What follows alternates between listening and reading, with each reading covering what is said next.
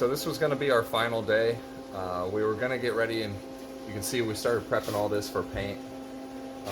And I started editing and putting together some of the videos already, and I started noticing on pictures of their website that I was looking at that they actually on their website had pictures where you can better see these lower stanchions with 2 gussets on it.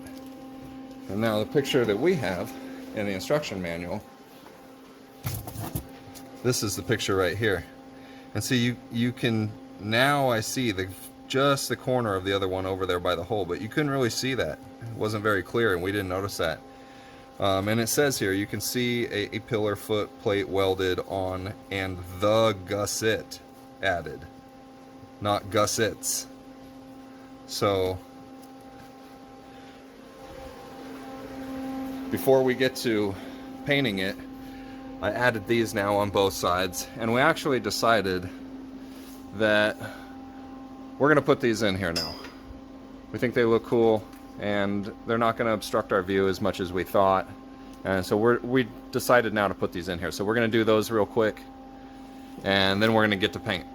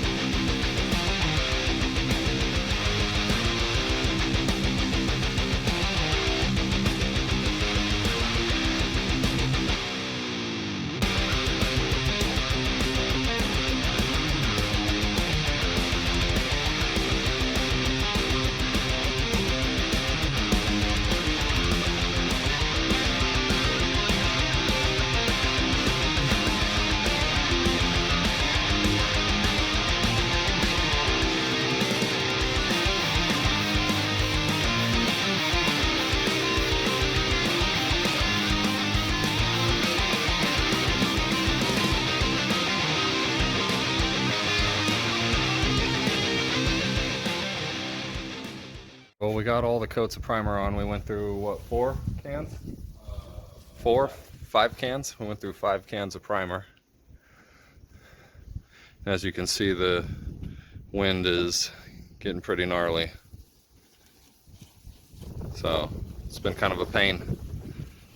We're debating painting it now or just waiting. But it's such a paying to mask everything off. We really would like to do it now and get it done.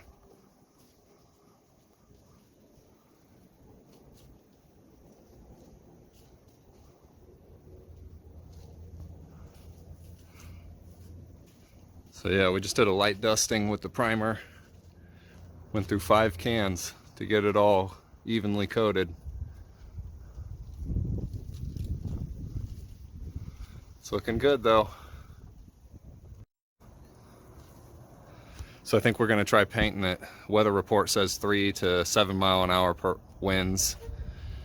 We got 5 cans of spray paint to paint it as well, so we'll see how this goes. It's a trick. Get an axe. 12 seconds later. After we primered in the driveway and the wind got pretty bad, we realized that with the cage sitting in the sun the whole time, it was just so hot that almost the overspray and everything was baking to the cage, and it was really rough. So we pulled it back in the garage after that. We sanded it all down, smoothed it out, and we started to paint it in one corner with the actual paint, the first coat, and it almost came out like a crackle paint because the cage was so hot from sitting in the sun and the wind and everything. So we ended up sanding all that down, and down to the primer, and then we pulled it in the garage here, and we ended up just making a little paint booth like you can see. We used drop cloths to just hang from the ceiling all the way around it, and we've already done the first coat. So now we're gonna do the final coat today, and this is much better. There's no breeze. We're wearing some respirators, just like basic little 3M paint masks. You can see these are already really filthy. I might switch them out for some clean ones today. Let me take you inside so you can see here. We just basically made like a little man door in the corner here. You can just, it's pretty basic. And then we just tape this seam over here. It's all just thumbtacked or nailed to the ceiling. And then we just take down the few first nails to get the door up in the evening, and then open it up, kind of air it out when we're all done. But so you can see the first coat's on. We're gonna do the second coat today. It's coming out really good.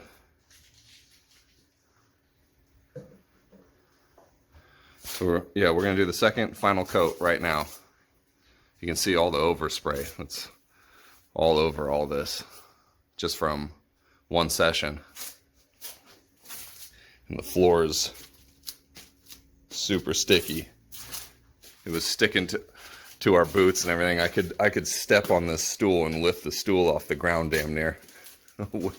Just by it stuck to one shoe. It was so tacky in here with all the overspray. So you don't want to just paint in your garage without doing this, because it'll be on everything, just ruin everything in your garage. But this is a much better setup. We were taking some breaks with the masks on, even though we had the masks on, because it gets pretty pungent in here, all the fumes and vapor and the overspray and everything. It gets hard to breathe, and we're gonna wear some goggles this time too, because it was just, I had to wash my face with like paint thinner last time, because we were just covered in it. And you could feel it in your eyes, they were all sticky. It was starting to burn in your eyes, it was so bad in here, but yeah, everything's coming out really good. So there's a few spots, they're like a little duller or rougher than others. I think maybe like right here.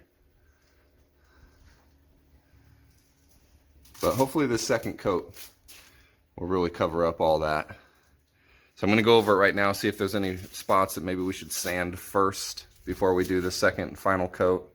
I feel like, you know, it's just a roll cage, and it's gonna get like chafed from the bikini top, and it's gonna get bumped into by stuff, and you can always touch stuff up later. But if we got a good coat of primer on there and then 2 coats of this paint, I think that'll be enough.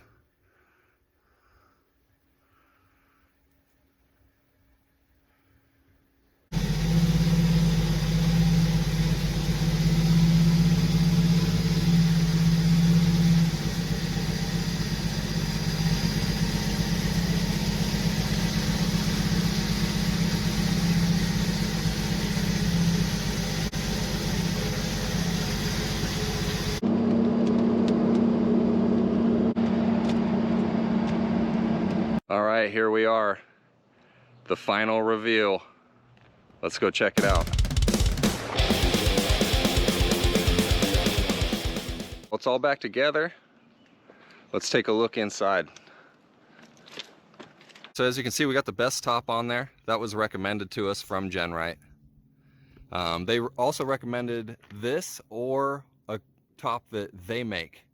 But the top that they make doesn't come down on the sides.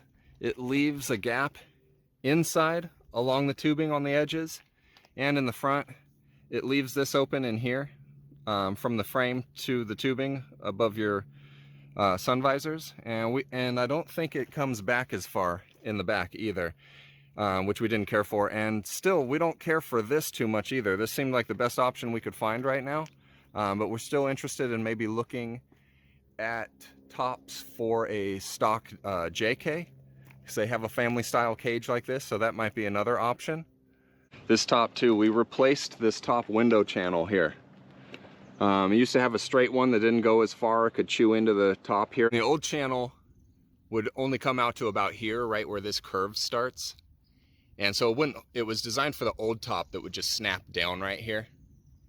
And it wouldn't hold this whole corner of this new top, so this would just be all flapping around. So we replaced it with a BESTOP channel. It's a 2-piece channel. It has a curve here at the end, goes out a little further. It doesn't snap on anymore, it's screwed down.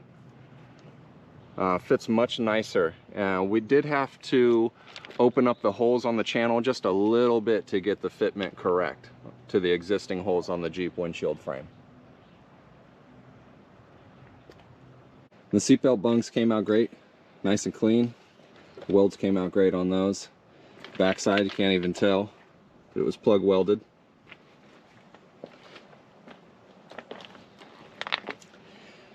The box here retained the factory location.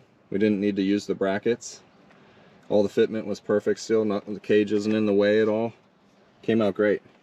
And for the rear seat, we had weld-in bungs for the rear seat to do like shoulder mount back here, or shoulder harness if you ran buckets or a different seat, I guess. But we just retained the factory lap belts. Yeah, and they're just bolted to the floor still in their stock locations.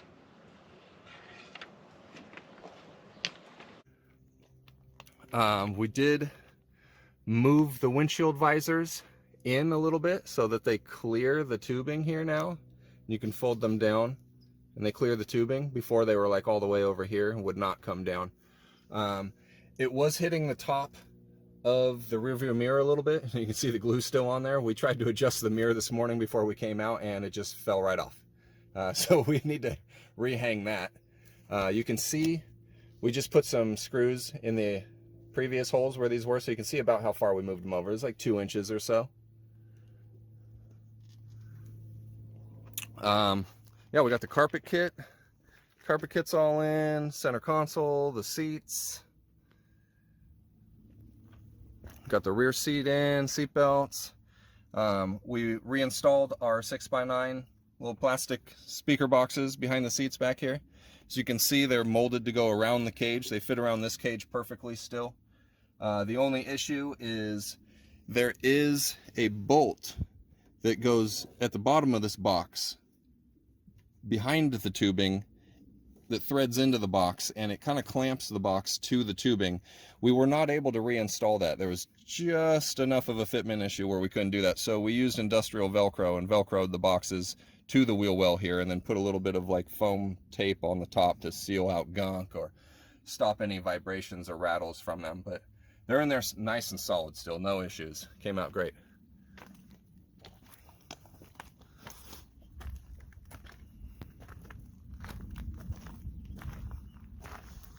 So we're just out here doing a little walk around so you guys can see the finished product.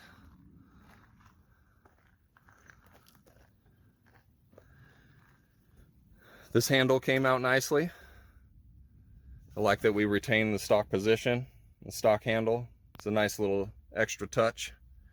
The next is we're going to be replacing this oil pressure gauge with a digital one, electronic gauge. So if you have questions at all about anything on this Jeep, not just what's in the video I brought you or about the cage, anything at all, any other products or parts you see on it that you're curious about, feel free to comment below. Ask all your questions. I respond to all the comments as quickly and as efficiently as possible, so don't hesitate to reach out. And again, thanks for watching. Please subscribe. GenRight, check out their website. They have tons of stuff for all these Jeeps, not just cages, all kinds of other accessories, weld-on kits, bolt-on kits, all kinds of amazing products. And the owner is very helpful, very knowledgeable.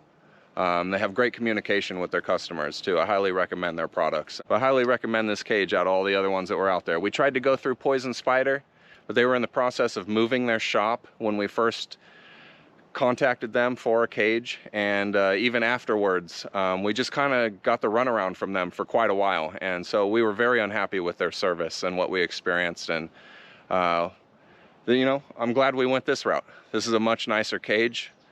Kit is very well thought out, went together very well, and it looks great.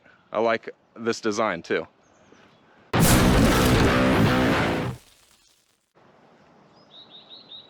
Oh, there's something else I was gonna say. What's that? There was something else I was gonna say too.